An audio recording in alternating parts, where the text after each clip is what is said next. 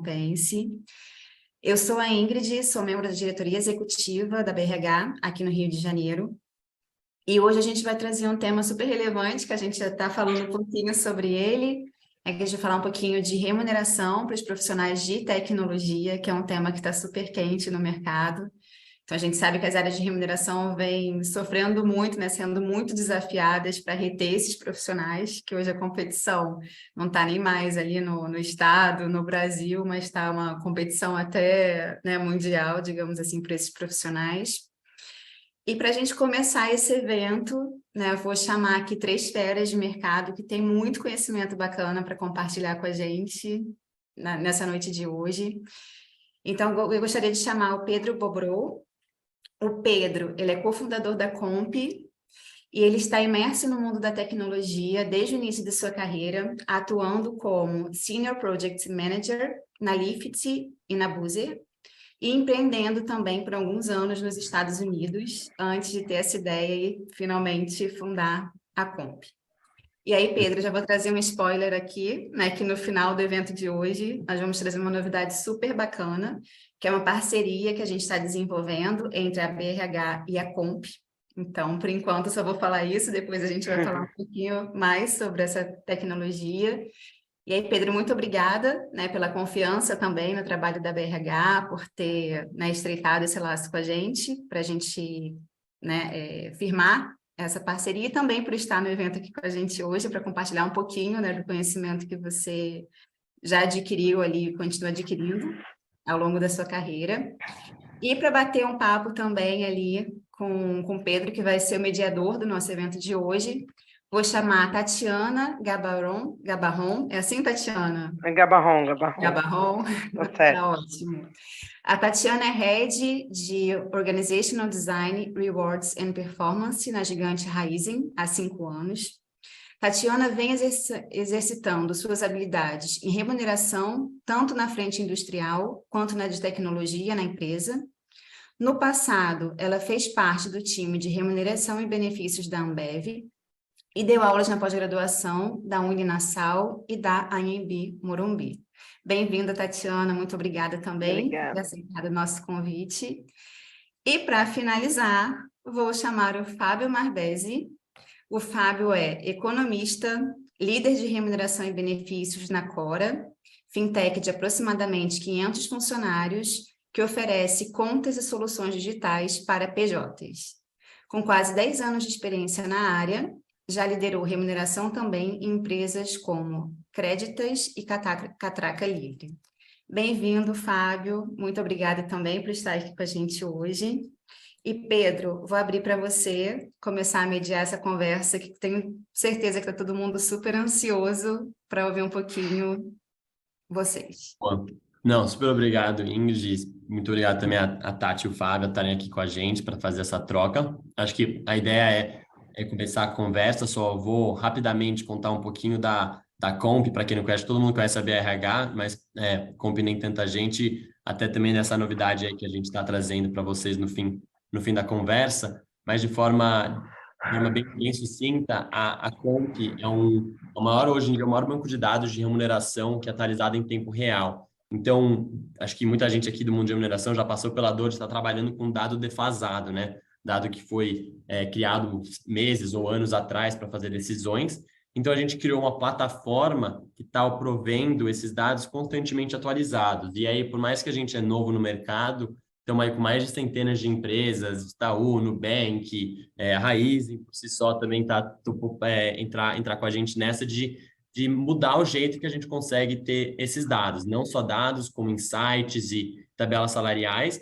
E aí, hoje, a ideia da conversa justamente é estar falando muito desse momento aí, né, de tech com empresas tradicionais, como que esse mundo está mudando e as tendências do mundo de remuneração, que a gente acredita que uma delas é ter dados mais atualizados para tomarem as melhores decisões possíveis.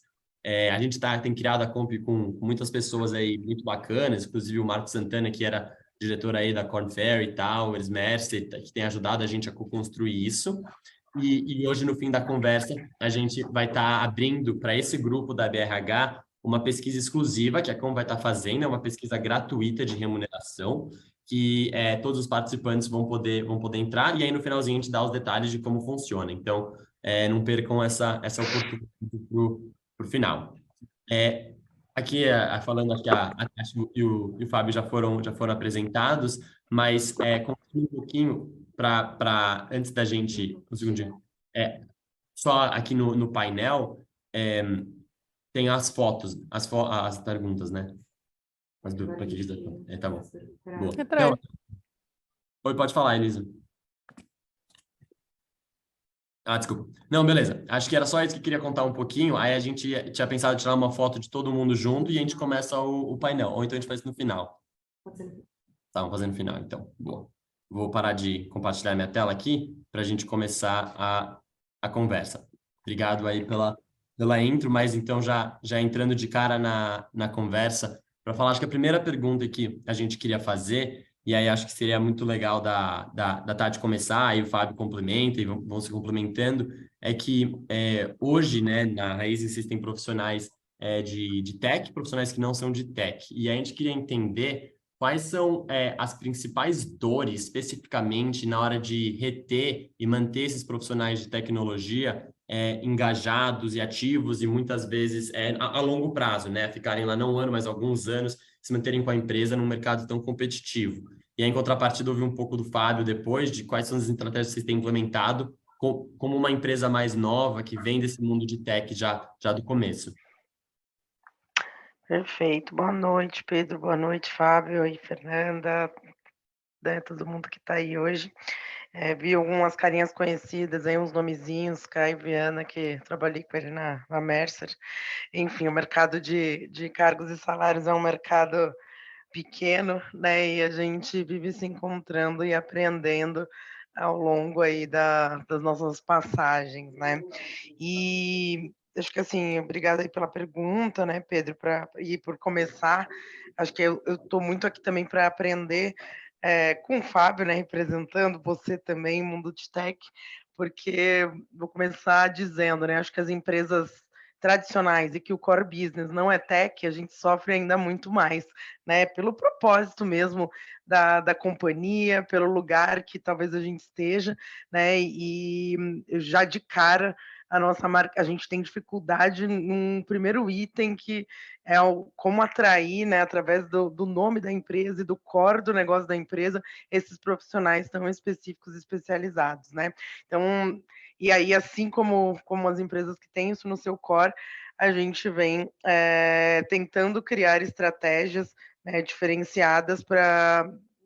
E nem só estratégias diferenciadas, né, mas análises diferenciadas para que a gente consiga entender se nós precisamos mudar efetivamente a nossa estratégia de total comp, de rewards como um todo, né? Assim como até nós não na Raizen, né, eu não sou uma empresa de tech, eu posso também passar a ser atrativa por outras coisas que eu ofereço e não só o meu pacote de remuneração, né? Então hoje eu sou uma empresa de capital aberto, tenho um plano de ações, muitas das empresas que são talvez startups ainda não chegaram nesse momento, né? Então são pacotes e planos diferentes, né, e que a gente vai fazer e vai construir dentro da remuneração. E acho que por isso que é importante sempre a gente ter, claro, informações de mercado, né? Então, quanto mais eu tenho o que o mercado está praticando, eu vou ter uma referência, eu vou ter um olhar e baseado naquilo eu vou construir ou vou mudar, né? Eu vou pelo menos entender o que pode estar acontecendo aqui dentro da minha companhia, né? Fábio, se você quiser complementar, senão vou falar pra caramba aqui. tô só começando. Boa noite, boa noite, boa noite para todo mundo. Essa pergunta, aqui a Tati falou uma coisa muito importante, então eu vou falar antes assim, sobre essa pergunta das dores, né? Esse contato, essa comunicação, assim, ela é desafiadora por uma série de motivos, assim, eu tô até me perguntando como falar sobre isso, as dores, né? Mas o que eu queria falar mesmo, do que a Tati falou, essas particularidades, fossem os atrativos, também que representam assim, a marca, eu vou nomear dessa maneira, né? Mas eu sou muito crítico de usar essa palavra por uma série de razões, que é a cultura. Assim. Então, assim, seguindo, né, essa palavrinha assim tão desgastada, assim, mas o que eu quero dizer com ela? É um processo de diferenciação mesmo, né?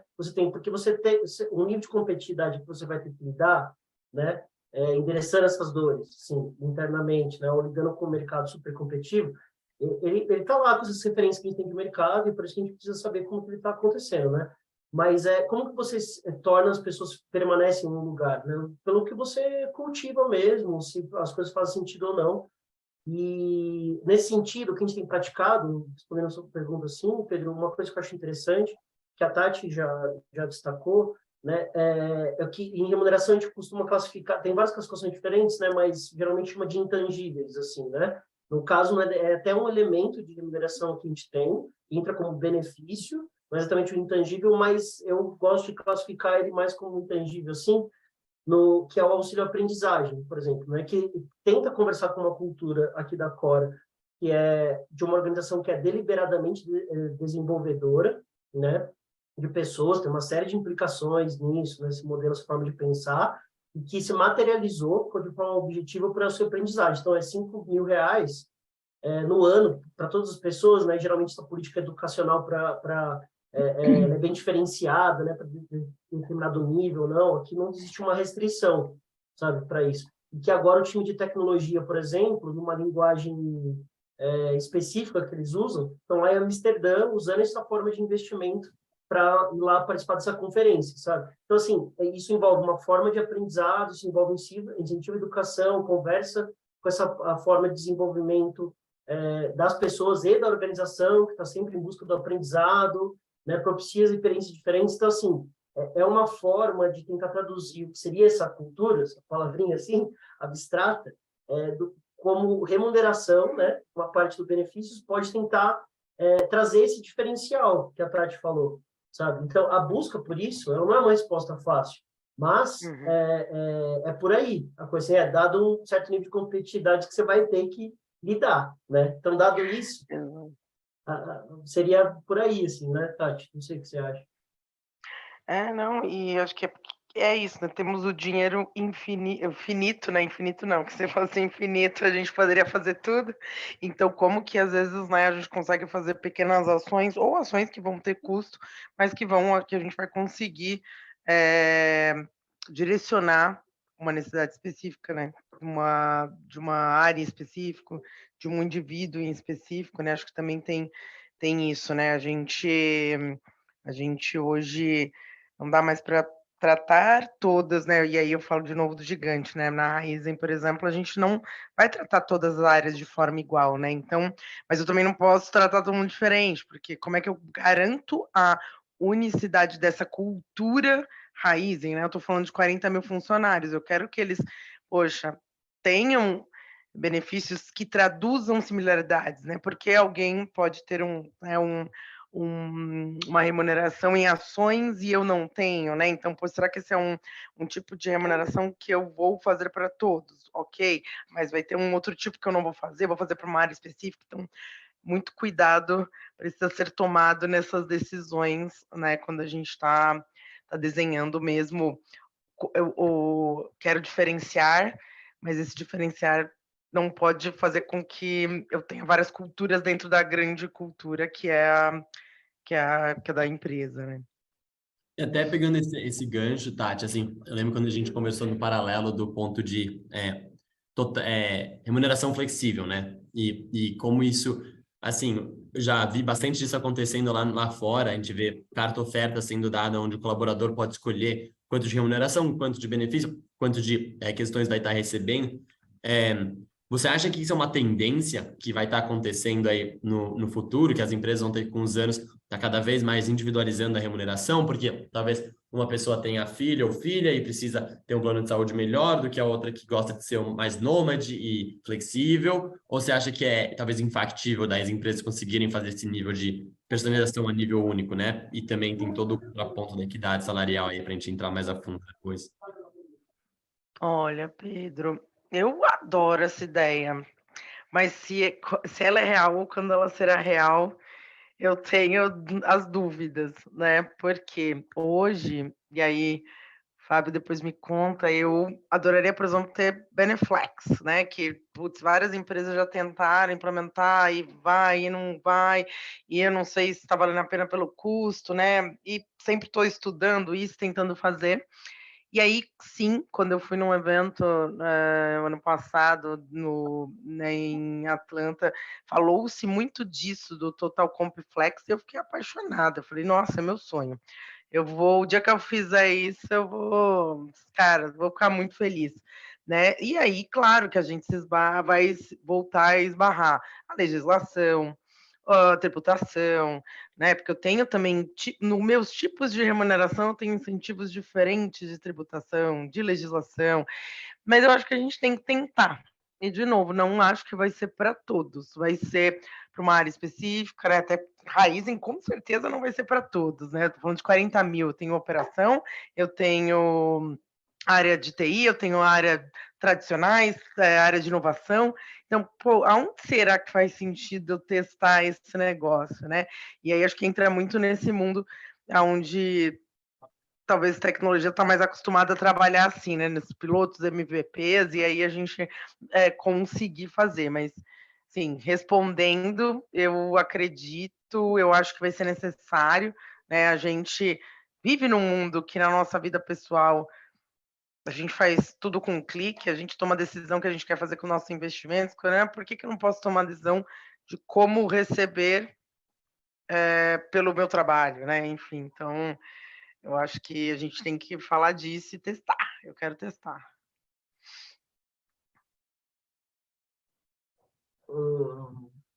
Posso comentar? Fábio, pode eu Por favor, manda perguntar se bala. vocês têm, como que vocês fazem isso aí? Não, e Porque a até Tati aqui, falando desculpa eu te cortando, mas porque aqui a gente segue muito padrão, né? Então eu tenho políticas muito estruturadas, né? Não sei como que Eu até ia é falar aí que também, acho Fábio. que às vezes a Tati tem menos opcionalidade, né? Por questões às vezes maiores. E na Cora talvez tenha mais flexibilidade. Eu até queria saber um pouco. Vocês, né, criaram do zero não faz tanto tempo também, né? Então, legal entender essa perspectiva. Quer comentar já, Tati? Não, pode comentar que você já comentado. Essa coisa da flexibilidade, sim, com certeza ela é uma tendência, sim, mas o que a Tati falou, dessas barreiras que tem, na verdade, é o que a gente vai ver, eu também quero ver onde que vai dar isso aí, porque não são só as restrições legais, eu costumo dizer que são restrições até sociais, né? Por exemplo, quando você contrata alguém, funcionário CLT, já existe um plano de cargos salários pelo governo, que a gente tem, que é um CBO, por exemplo, sabe? Né? Então, assim, isso que eu estou querendo dizer sobre ser social, essa coisa. Agora, essa tendência da flexibilização, ela tende, realmente em empresas em estágio inicial, startup, assim, ela é uma coisa que atende muito bem na composição do mix, né? Que você tem toda aquela definição sobre quanto você vai carregar no seu salário básico, quanto você pode ter um custo, uma despesa fixa, né? E usar os incentivos de curto prazo e incentivos de longo prazo. Mas eu acho que tem uma tendência aqui que também não é nova, ela não é nova, a discussão sobre sair de remuneração, a gente estava conversando antes de entrar aqui, né? É uma coisa que me interessa muito isso, que é a remuneração saindo de cargos, indo para habilidades e para competências, o que na prática, na minha visão, ela nunca aconteceu, efetivamente falando, ela nunca aconteceu, né? Por restrições sociais, legais, seja quais forem também, né? Mas é uma tendência que tem se aprofundado quando você pega... Amanhã. Ah, pensei que era alguém falando. Alguém. Quando a gente pega assim, as tendências do Fórum Econômico Mundial, social, da OIT mesmo, os últimos estudos, o pensamento analítico, hoje a gente tem a questão da inteligência artificial, como que é uma dinâmica de tecnologia sobre isso, das capacidades que são mais fluídas dentro do ambiente digital, vamos dizer assim, vamos partir dessa premissa, né? Que pedem essa diferenciação, né, das pessoas que não estão sendo reconhecidas mais pelo cargo que elas estão fazendo exatamente. E é claro que tem o cargo, ele está no diretor de cargos, só que você é reconhecido, você anda pela organização, você se relaciona com outros da organização, e você é reconhecido por essas competências, habilidades que você tem, sabe? Esse tipo de diferenciação, por muito tempo, a gente tratou com as faixas salariais, né? Tipo, a faixa salarial é uma coisa que permite uma certa discricionariedade dentro de umas referências aqui. Eu acho que a gente tem que ir além, e eu não tenho a resposta assim, para isso, mas é uma tendência, com certeza, o que eu prefiro chamar assim, uma remuneração que seria por papéis. Então, você não exerce só um papel dentro da organização, você exerce vários papéis. Eu tenho um papel enquanto uma pessoa especialista que dá referências, consultor de remuneração, defina o orçamento ou práticas políticas, né, ou mix de remuneração. Mas eu também sou uma pessoa que está participando do comitê de risco, não como exatamente como remuneração, mas porque eu tenho uma trajetória tal e me dá uma referência para poder opinar sobre os assuntos que são relevantes para a organização naquele contexto, sabe? Isso é uma realidade, sabe? Só que a gente não conseguiu traduzir isso numa prática ainda, sabe? Não, né? Então, assim, que é uma tendência, mas que a Tati falou, de ver como esse negócio vai acontecer, é onde eu tô. Não, e aí, Fábio, até complementando, né? Aqui, por exemplo, na Raiz, a gente tem estruturas hierárquicas e estruturas horizontais, né? Que são as squads e tal. E a gente remunera todo mundo igual. E a gente não conseguiu também ainda entender, né? A gente tenta, na verdade, usar uma remuneração por ou que seja por OKRs, ou que seja por, né, uma metodologia diferente, mas eles seguem as mesmas políticas de avaliação de desempenho, as mesmas políticas de reajustes salariais anuais, né, acordos coletivos, enfim. Então, e aí a gente vem monitorando para entender, né, poxa, isso faz sentido? Isso me leva para um lugar realmente bom de entrega, as pessoas estão felizes, né, e acho que vai ser assim, experimentando, e também ouvindo das pessoas que estão nessa experiência, né, como que a gente pode evoluir, criar coisas novas, né, porque no final a gente vai ter que criar coisas novas, que é isso que você falou, né, talvez será que então a gente não conseguiu até agora, né, por competências e habilidades, e existe esse lugar também do modelo ágil, né, do mundo ágil, e como que a gente traz uma resposta, né, para este lugar. Acho que muitas empresas estão testando, tem muitos amigos, a gente faz muito benchmark, mas eu não acredito também sempre no benchmark, né? Eu acho que funcionou naquela empresa e a gente vai ter que descobrir o que vai funcionar na nossa, até por conta do que você disse lá no começo, né? Qual é a minha cultura? O que eu quero fortalecer aqui dentro e o que eu quero atrair, reter, né? E motivar e fazer acontecer. Sabe, que eu lembrei de uma coisa que vale mencionar aqui, por exemplo, lá fora, eu acho que nos Estados Unidos e Europa, principalmente, sim, estou tentando localizar especificamente onde que é, mas tem remuneração por badges, por exemplo, né, que é quase que uma coisa também meio que gamificada também. Legal. Então, só que aqui, e eu já tentei, uma vez no projeto de consultoria, até tentei coisa parecida, assim, sabe? Mas, obviamente, o limite que se estabeleceu aqui no Brasil era, por exemplo, um limite legal, você está correndo um risco com isso, né?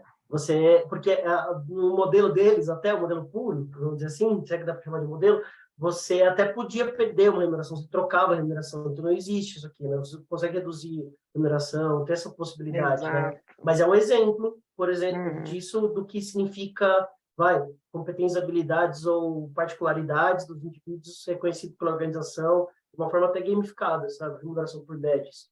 Isso é muito legal. Gente, só para estar direcionando aqui a conversa para alguns outros tópicos também super, super quentes, vocês falaram de individualização de remuneração, né? E aí, em contrapartida, existem tendências legais e políticas aí de transparência salarial e equidade salarial. Então, hoje passou na Câmara a lei, né, que diz que homens e mulheres são obrigados a receber a mesma remuneração, né, que é uma lei ótima para todo mundo, mas todo mundo sabe aqui que existe homens e mulheres tendo remunerações discrepantes nas empresas, pode ou não ser intencional, mas não vem ao caso, a questão é que isso acontece. E muitas vezes a resposta disso, às vezes pode ser até padronizar ou questões do tipo. A pergunta que eu queria deixar para vocês é quais Opa, desculpa. Quais as providências... Tá dando um eco aqui. Desculpa, eu vou tentar de novo. Quais são as providências tomadas que vocês acreditam que vão ter que ser tomadas por empresas para estarem adequadas a esse tipo de leis também na linha de transparência salarial, né? Então vão ter que divulgar remuneração publicamente. Como é que vocês pensam nisso? Porque eu acho que tem bastante trabalho a ser feito para a gente chegar nisso, mas não é uma coisa trivial que vai acontecer do dia para a noite. Então, acho que quais são os maiores gargalos de fazer isso acontecer e como vocês pensam em chegar nesse mundo que está chegando, né? Já aconteceu na Europa, já aconteceu nos Estados Unidos e eventualmente vai ser uma realidade para o Brasil. Quer começar, Fábio, essa daí?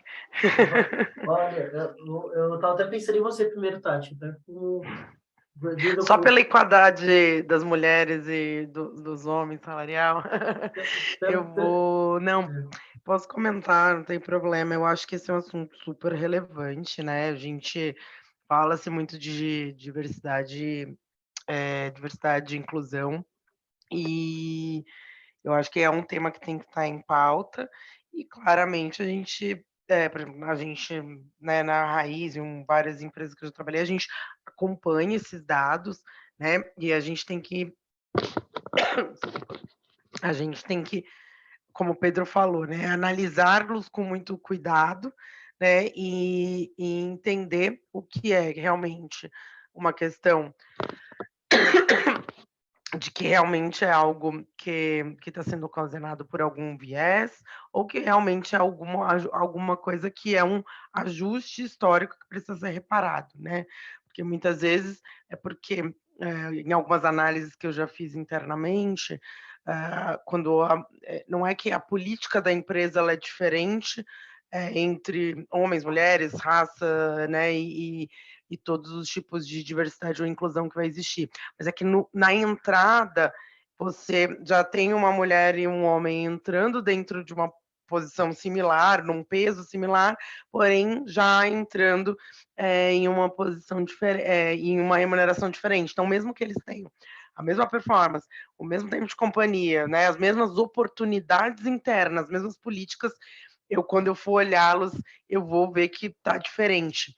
Então, ainda também não sei como que vai ser agora com relação a essa lei, né? Já estou conversando com o meu jurídico trabalhista, todos os jurídicos da companhia juntos para a gente poder entender como que a gente vai fazer, mas a gente tem os dados, tem os números, mas tem que tomar muito cuidado exatamente por isso, né? Porque e acho que além disso é como que isso não se torna um paradoxo da gente não perder a beleza do lugar que a gente está querendo ir, que é de diferenciação. E então, como que eu garanto, sim, essa equidade, sim, essa correção histórica, né, que a gente quer fazer, mas que eu também não perco esse lugar de que talvez eu vou diferenciar por uma habilidade, não que eu vou diferenciar, né, pelo gênero, né, pela diversidade, mas sim pela habilidade ou por alguma coisa ou não, eu não quero mais diferenciar. Mas eu não sei se fica claro, mas para mim é um paradoxo, né? Então eu quero ter a equiparação, que para mim é relacionado a um ajuste histórico, mas eu quero ter a diferenciação. E como que eu faço essas duas coisas acontecerem juntas e dentro da companhia, né? Eu estou até pensando aqui, a Tati falou, tem duas palavras que a Tati falou que eu acho que elas são muito... Eu queria, a partir delas, essa coisa da reparação também histórica, assim, e o viés, né? Porque eu estou dizendo assim, pensando na prática, como que é, porque essa lei vem e ela reforça uma outra lei que já existe também, que é o paradigma salarial, que a equiparação salarial já prevê que não pode ter esse tipo de discriminação. Então, a pergunta assim, do ponto de vista da sociedade mesmo, né? Por que ela está vindo agora? Porque tem uma necessidade de fazer esse movimento. E eu acho que, né? A gente sabe disso. E isso que é o pior, eu acho. Então, assim, na prática, o que acontece? Quando você tem lá um processo de análise, né, das pessoas que estão em determinada faixa, área, você pega, começa a fazer uma análise disso, você não vê os seus parâmetros, a princípio, que ninguém está fora da faixa ou não tem isso, né? Então, quais são os parâmetros ou regras que você define para ver a relação entre... Então, a princípio, numa primeira visão, você vê lá, tá tudo ok. Tá tudo ok. Mas, se você coloca uma lupa nisso, você vai ver que, sistematicamente, apesar de estar todo mundo de uma regra da faixa lá, então, que seria, não teria problema, né? Só que daí, sistematicamente, os homens ganham mais do que as mulheres também, ou entram com salários mais elevados do que as mulheres. Aí leva para outro ponto que eu estava querendo destacar, que a Tati falou, que são dos vieses, né? E que é justamente por isso que vem uma lei nova reforçando esse movimento que obriga a gente a aprofundar essa análise, né? Aprofundar essa análise e tocar em pontos que a Tati falou paradoxo, né? E um paradoxo muito complexo, assim, também. Um complexo, sim, partindo do pressuposto, todo mundo concordando com tudo isso, assim, dessa necessidade, né? Mas essa diferenciação que a gente estava comentando, né? Ela ocorrendo, né? Ou sendo intencionado que ela ocorra, vai partir de uma dimensão do que a gente estava discutindo aqui, tanto na lei da equiparação salarial, do paradigma, ou mesmo essa lei agora, a referência estava buscando, o que a OIT vai dizer sobre isso, que é o trabalho de igual valor, né? Ele não traz uma medida exata do que é o trabalho de igual valor. Então, isso é um problema. Isso é um problema, né? Eu acho que a gente tem muito mais falar de vieses nisso, como as decisões são tomadas, talvez na política salarial. Na política salarial, definir, né, e pagar o preço disso, literalmente, né? Que, então, sendo uma mulher e vai entrar numa vaga dessa pessoa que está aqui, ele vai chegar e vai ganhar igual. Assim, coisa do tipo, né? Não sei, muita coisa para pensar nesses detalhes, né? Então, você deliberadamente define isso daqui, né? Então, e talvez o ponto de partida é uma coisa que você pode interferir com uma política, e aí como vai se dar a movimentação, o crescimento salarial, aumentos, promoções disso, né? Eu acho que tem um trabalho muito importante sobre esses vieses, né? Porque são tomadas de decisão e gestores estão fazendo, né? Como que é isso na prática, né? Porque ele vai exigir colocar uma lupa. Então, assim... E vai só para complementar esse ponto e para perguntar, acho que a Beth vai fazer uma pergunta aí no chat, eu ia fazer parecido. E só antes de eu fazer isso, gente, pode ir lá no slide aí, tá aí o link, para fazer perguntas ou votar nas perguntas que a gente já vai passar para a pergunta da galera. Mas a meritocracia pode também tá com problemas de equidade, né? Então, assim, você pode ter a meritocracia feita de uma forma com viés. Então, eu posso dizer que homem, mulher, seja a raça, seja o que for, seja da mesma forma, mas na hora que você dá a meritocracia, ela tem um viés embutido. Tipo, acho que pode, às vezes, nem a estratégia de pode ser perfeita, mas aí o viés do gestor ou gestora que está fazendo a decisão, meritocrata, né, na teoria, pode ter um viés embutido nela. Você acha que, tipo, esse seria o problema do problema, né? Acho que é um problema por trás do problema, mas só para botar mais um pouquinho de fogo na lareira, lenha na fogueira. Não. Eu tava que assim, eu tenho um grande problema também com a questão da meritocracia, assim, porque eu diria, assim, se não audacioso, não é nem audacioso, talvez, que é fato que tem esse viés, né? É fato, né? E por isso que aqui uma outra forma, daí de novo vai cair num paradoxo que a Tati também estava falando, assim, né? Eu tenho que tentar trabalhar aqui conforme são critérios objetivos até para aumento e promoção. Então não se parte mais... E é claro que esses critérios objetivos são definidos por alguém e ele vai ter algum tipo de viés na Constituição disso também, né? Mas, enfim, o que eu estou querendo dizer com esses critérios objetivos mas indo um pouco contra dessa questão da lógica da meritocracia, assim, porque, na verdade, não tem como você pensar a meritocracia, o sistema que está fazendo, porque alguém está tomando essa decisão. Se alguém está tomando essa decisão e a gente está falando aqui desse contexto social que a gente vive, né? Claro que tem esses viés, né? Claro que tem. Então, a gente tem que buscar fugir deles, assim. Eu não sei, mas é meio polêmico. Não sei se é muito polêmico. Não sei o que você acha. Não, acho que é como que a gente trabalha, né, com a liderança, como você mesmo disse, trazendo mais objetividade para essas tomadas de decisão, né? Então, e acho que é nosso papel aí como né, como escopos e conhecedores da área, ou não, também construir junto com o líder e com grupos, né, diversos, para que a gente entenda como que funciona melhor, como funcionaria melhor esse momento, né, na companhia de meritocracia, enfim, né, de reajuste salarial, né, aqui em algumas empresas isso acontece muito baseado em performance, então, como que essa performance foi dada, né, foi dada através de metas estabelecidas ou, enfim, então também vem daí, né, como que eu trago essa objetividade para esse reajuste, para esse reconhecimento, né, no salário base. E Eros, não sei se você levantou a mão, você queria fazer uma pergunta aí? Pode mandar à vontade, viu? Ótimo, eu queria só fazer um comentário.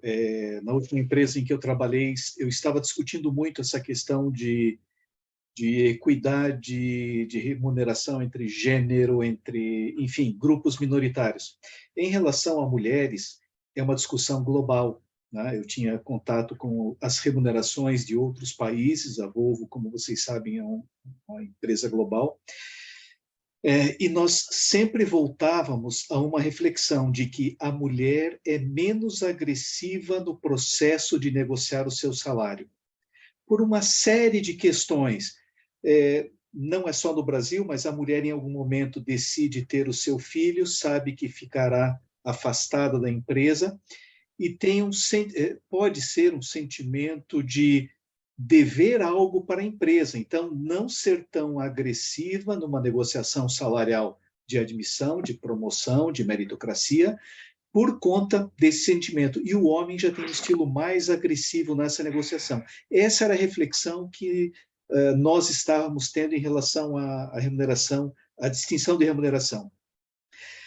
Fábio, você tocou num ponto muito importante, né? Além da remuneração, precisamos pensar em reconhecimento, né? E reconhecimento também pode passar pelo ambiente que a empresa oferece para as pessoas.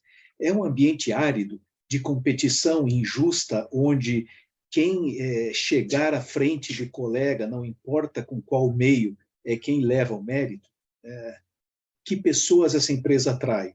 Por outro lado, uma empresa que busca ter um equilíbrio entre o social, entre o ambiental, entre a governança, onde as decisões sejam o mais justas possível. Porque quando nós falamos em atratividade, eu não vejo como não deixar um conforto para as pessoas no que tange as decisões que estão sendo tomadas. Se as pessoas pensarem, puxa, o meu chefe aprovou um mérito para uma pessoa que não merece, começa por aí a desmotivar o time, né? Então, eu não vejo como o RH não ser protagonista na gestão da organização, definindo um colegiado na tomada de decisões, se for o caso. Por exemplo, não tem um PCD numa determinada equipe. A tomada de decisão num processo seletivo deve envolver um PCD. É um grupo predominantemente masculino. Quem decidirá sobre uma contratação ou sobre a vinda de alguém de fora deverá ter uma mulher no comitê de decisão.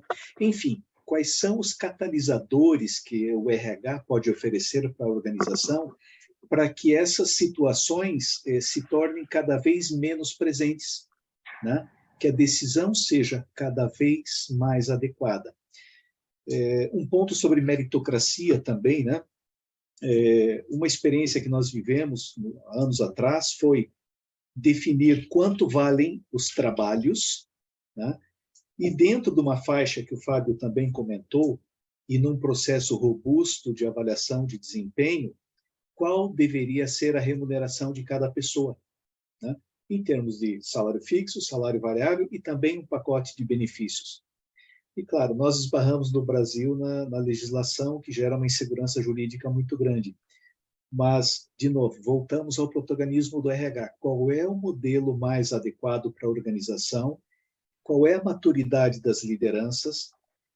Qual é a maturidade dos executivos para delegar a gestão de pessoas para as lideranças que estão em contato com sua equipe, né? Não delegar a tomada de decisão para o RH.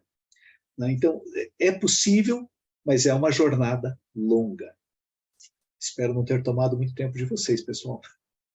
Não, mas é um daqueles temas que a gente vai ter que... Acho que todo mundo tem que estar discutindo, mas acho que a primeira etapa é começar a discutir, né? Quanto mais a gente falar, mais a gente vai começar a pensar em soluções juntos e testar coisas diferentes e ver o que a gente consegue achar. Eu sei que a gente só tem 15 minutos aí sobrando, eu queria usar um pouco do tempo para abrir para o pessoal, mas antes disso eu queria falar um pouquinho daquela novidade aí que a gente está trazendo para todo mundo, antes da gente abrir para isso.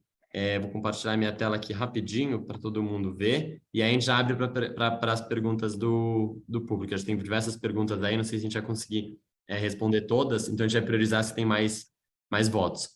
Mas o que a gente queria falar aqui, Comp e a BRH juntos, é que a gente está abrindo uma pesquisa de remuneração. Então, assim, acho que todas essas decisões que a gente vai fazer de remuneração tem que estar, no final das contas, embasadas em dados.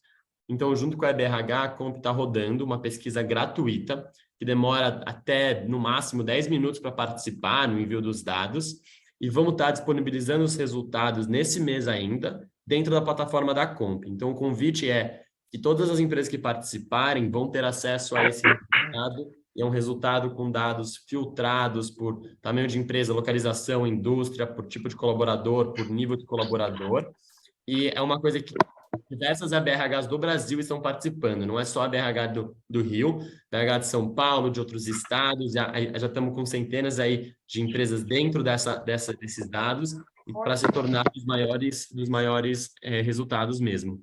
Então, todo mundo que tiver aí, ou conhecer profissionais de remuneração que achar que faz sentido, tá aí o link da pesquisa, só um QR Code para botar, o Fê mandou aí no chat, e aí a gente agora vai para as perguntas, mas também se tiver qualquer dúvida, pode me avisar. Aí sobre as perguntas, opa, vou abrir aqui para as perguntas. Fê, sabe qual que é? Quer passar aqui quais são pegar as perguntas que mais foram votadas? Mais votadas. Estão conseguindo me ouvir? Estamos. Boa, maravilha. Então, a pergunta mais votada foi a do Wallace Jr., que foi: como hoje vocês veem esse início do estouro da bolha na área de tech, onde vimos diversas demissões e a redução de salários que cresceram muito nos últimos anos? Então, acho que basicamente é como vocês enxergam, né, esse estouro da bolha, se vocês quiserem comentar um pouquinho. Eu vou comentar aqui, acho que foi conheci o Fábio hoje, né? E eu falei exatamente com o Fábio que essa era uma curiosidade minha. E né, entender um pouco de como que, né, se isso tinha a ver com realmente um formato do planejamento orçamentário, planejamento de pessoas, né, mesmo com estruturas mais descentralizadas, né, então como que o organizacional design desse tipo de empresas que acho que tipicamente é diferente de uma estrutura super hierarquizada, né, como as tradicionais, eu fiquei me perguntando isso, acho que aí o Fábio pode contar para vocês, né, e um outro ponto que eu acho que complementa isso, também pode ser o mix de remuneração, né, eu mesma quando eu vejo o mix de remuneração das minhas políticas na minha empresa, mesmo para a área tech, ele é bem diferente do mix de remuneração, inclusive eu tive o resultado da Comp, né, e são estratégias e está tudo bem, mas eu vi muito mais os resultados focados em remuneração fixa do que nas variáveis de curto e de longo prazo, né, e aí provavelmente Fábio pode complementar também, dizer um pouco mais sobre isso. Para mim tem muito a ver com a estratégia, né? Mas não sei se tem a ver com o impacto que causou aí com esse boom que teve nesses últimos meses aí. É que eu acho que são muitos movimentos, né? Primeiro tem uma discussão do que é a própria bolha, né? Se tinha também se existia ou não existia uma bolha de salários dentro da área de tecnologia ou não. Só essa pergunta que, na verdade, né, para responder se estourou a bolha, né? Então tem que definir o que era a bolha, né? E é uma discussão que vem de muito tempo também. e é muito pouco claro, assim, né? Tem uma questão da oferta e da demanda de trabalho sobre isso, né? Sobre profissionais de tecnologia. Isso, assim, eu estou falando da perspectiva do que vai caracterizando o que seria essa bolha, né? De salários, assim. Agora, as empresas de tecnologia, fundamentalmente, né? Mesmo as que têm lucro, assim, estou falando aqui, não estou falando só das startups, já. Tem a Amazon, tem o Google, tem muitas empresas assim, que realizaram muitas demissões, né? E elas... mas, assim, fundamentalmente, a gente tem um aspecto aqui que é da questão das expectativas, assim, né? As expectativas, então, isso fundamenta um giro do capital, do seu funding também que você tem. Daí, isso, para as startups, é uma coisa que é crucial. Né? A expectativa que você tem sobre o futuro, que nem é tão distante, sim, né? Que, inclusive, assim, baliza grande parte de uma promessa de ganho que a gente tem com o crescimento da empresa, carregando no seu incentivo de longo prazo, né? Seja qual for os instrumentos que você tenha, né? E essa perspectiva mudou, né? Mudou por uma questão estrutural no mundo, que é da taxa de juros nos Estados Unidos, que vem numa consequência, entre outras, mas da inflação, também como se levou, e isso muda completamente suas condições de capital. Mudando as condições de capital, isso para as startups é uma coisa que é um cenário diferente do mercado, né? Então, a expectativa dela teve que se moldar para conseguir lidar com esse cenário. E, certamente, então, num futuro, num passado bem não tão longe, essas expectativas não faziam parte dessa forma, e o planejamento do folha de trabalho, eu acho que daí peca, às vezes, por uma certa velocidade. Aqui a gente está falando de detalhes do que era esse planejamento, né? Então, você planeja uma vaga como pleno ou sênior, e de repente esse contrato sênior também, de repente vai como especialista. Então, assim, um pouco rigor, às vezes. Eu não quero fazer isso como tese geral, né? Cada empresa vai ter sua particularidade, sua realidade, mas eu acho que é um elemento, sim, que caracterizou, assim, pela velocidade que, às vezes, a empresa tem que atacar um determinado nicho de mercado, né? E ela faz isso porque ela está capitalizada, agora não está mais capitalizada. E aí, ela não tem uma perspectiva de estar. Então, você vê que antes os profissionais de tecnologia também super disputados, né? E continuam sendo também, né? Isso não mudou, mas teve muitas demissões de profissionais de tecnologia, então produtos foram descontinuados, né? Então, porque a expectativa da empresa para enfrentar esse mercado também já não é a mesma, né? E olha, precisa ser rentável agora. Hoje, uma palavra, a gente falava, isso todos os fundos de venture capital vêm falando sobre isso, que se a gente falava sobre o crescimento a qualquer custo, hoje a gente está falando de crescimento e eficiência. Então, olhar para a margem operacional, né? São novidades assim, nesse mercado. Então, assim, eu acho que a disputa, os salários altos em tecnologia vão acontecer por uma série de motivos, não é só por oferta e demanda, também por uma questão do valor que aporta esse tipo de trabalho, isso é uma construção também social. Mas o cenário das empresas poderem competir sobre isso afetou todos os instrumentos, né? Seja o salário base, você não vai poder ser tão competitivo ou até determinado período, o seu incentivo de curto prazo, isso também você não tem lucro, então você não vai conseguir trabalhar algum elemento assim, e o incentivo de longo prazo, sua promessa de poder crescer o seu ganho, né, de capital, fazendo um investimento, com um plano de ações ou plano de opções de compra de ações, também está afetado, né? Então, assim, eu acho que é um ambiente que todo mundo que está numa startup hoje está tentando descobrir. E eu acho que a aposta, de novo, quando a gente começou falando sobre isso, é ver como você se diferencia nesse cenário das relações que você propõe aqui dentro, das formas de aprendizado que vão ter, né? Como isso se casa num ambiente que você quer cultivar, sabe? A resposta está um pouco aí, coisas que você controla e deve fazer, sabe? Então, enfim, acho que eu passei por muitos pontos. Não sei se eu respondi a pergunta. Não sei se nem dá para responder essa pergunta. Muito bom. Bom, acho que tem mais uma perguntinha aí para a gente fazer antes de fechar. Manda bala. Bom, aqui no slide, a segunda pergunta mais votada é: com a rápida mudança dos salários, como vocês fazem para acompanhar o valor de mercado mais realista com o momento que vivemos? Deu para ouvir? Querem que eu responda? Quer falar de novo, não? Não, fala de novo. Fala de novo. Então, com a rápida mudança do mercado, né, aí que aconteceu do último ano para cá, de layoffs, etc., como que vocês acompanham e atuam em cima dessas mudanças e estão em cima dessas informações aí? O valor de mercado mais realista. Então, isso é uma necessidade que ficou cada vez mais premente, assim, né? E a Comp está aí.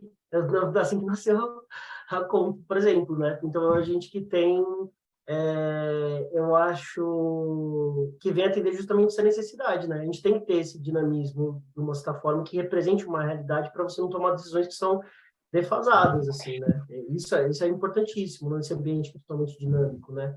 Então, na verdade, como a gente faz isso? Tem a Comp. Sim.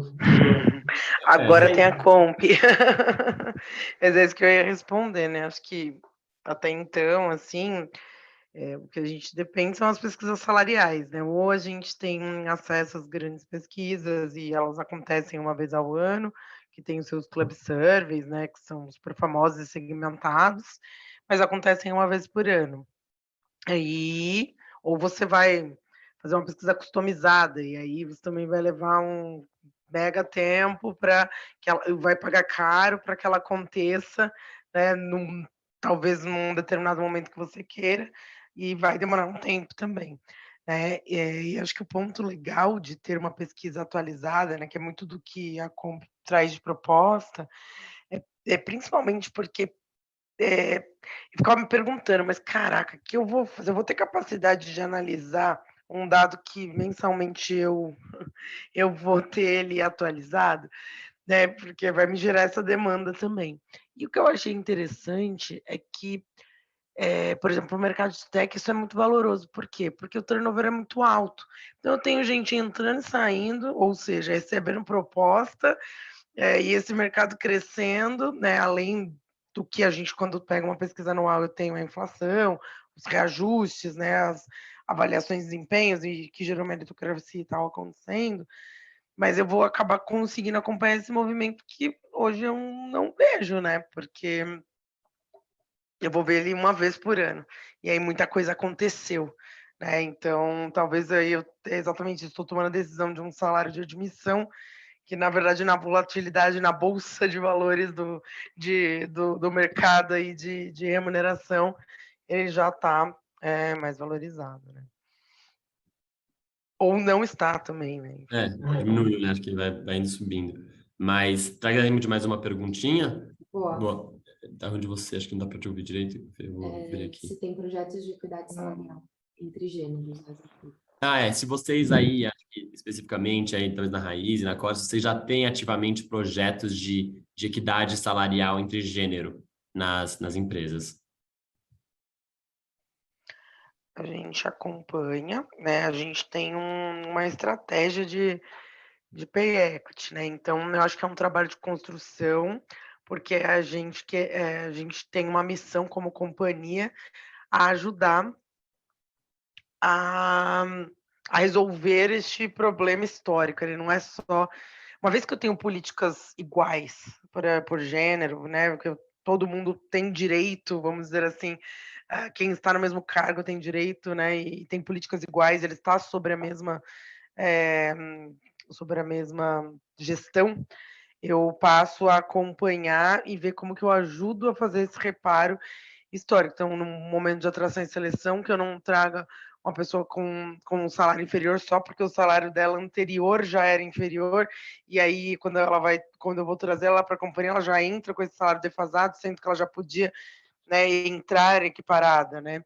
Então, aí tudo isso para dizer que sim, né, temos uma estratégia, temos planos de ação, onde a gente vai monitorando e acompanhando o que acontece. Então, para monitorar vieses, por exemplo, né, que a gente falou um pouquinho antes, eu tenho avaliação de desempenho anual. Então, poxa, eu também sempre tento entender como existe um processo de calibração, acho que foi o Eros que trouxe o complemento dele, a gente tem um processo de calibração, mas eu tento fazer um diagnóstico e uma análise para entender existiu vieses naquele painel, não existiu, né? E tentar, sim, ir diminuindo e também capacitando a liderança. Então, são várias ações dentro da estratégia, desde capacitação, né, até monitorando indicadores para que a gente possa ir melhorando a